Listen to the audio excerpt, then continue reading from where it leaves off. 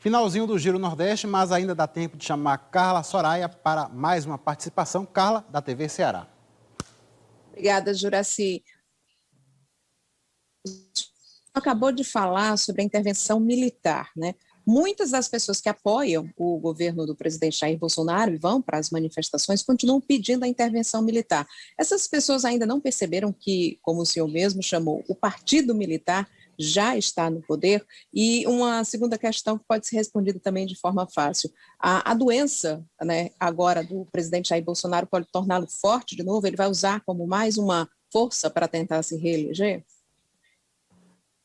Obrigado pela pergunta. Quanto à expectativa política ou a campanha, eu vou dar uma desviada e vou voltar para a percepção que a população tem dessa intervenção, porque isso é muito importante na construção dessa narrativa dominante. A expressão narrativa dominante não é invenção minha, está nos nossos manuais de operações, manuais de campanha que são herdados e traduzidos e adaptados para a nossa doutrina de países importantes do hemisfério norte, não é?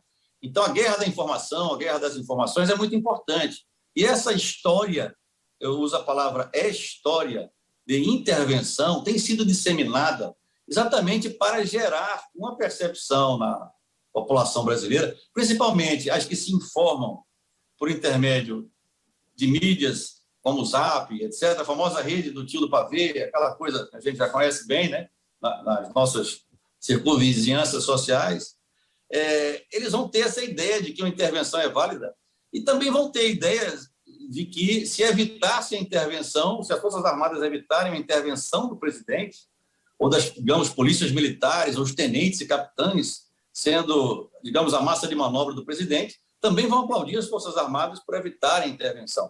Então, é interesse deles manter essa história de AI-5, golpe, intervenção, ditadura, porque remete a uma fase da ditadura que foi construída pelo cearense Castelo Branco, Marechal Castelo Branco, depois por Costa e Silva, e só ficou realmente uma ditadura forte, escancarada, quando se assinou o AI-5 e se iniciou a busca pelas armas para derrubá-la. Não vou entrar em méritos ideológicos sobre a validade disso, mas eles gostam de levar para esta época, porque é a época em que esses generais se formaram na AMAN, exatamente para lutar contra esses grupos armados, etc. Só que quando eles saíram da AMAN, não havia mais luta armada a lutar.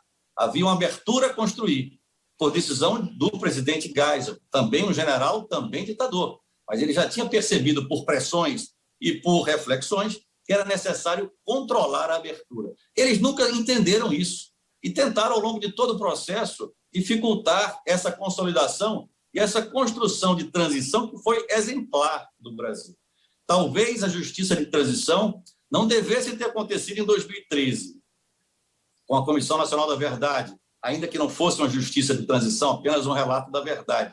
Talvez tivesse ter acontecido antes, no governo Collor, primeiro presidente eleito após a ditadura. Não houve naquela época. Depois da crise econômica, evitou que houvesse nos anos 90 no governo FHC. Então, cuidado com essa conversa de intervenção, de golpe em 5, porque é exatamente o que esse grupo quer.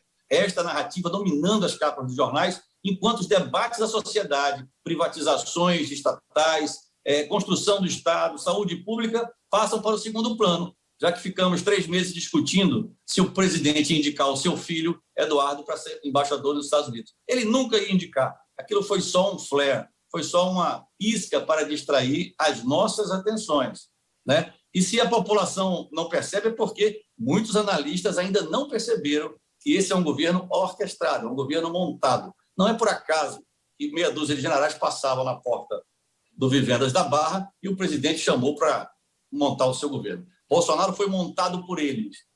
Em 2014, começou o lançamento, mas já surgiu antes a reabilitação do capitão para ser esse cavalo de Troia que permitiu o ingresso dessa geração no coração, na alma do governo brasileiro.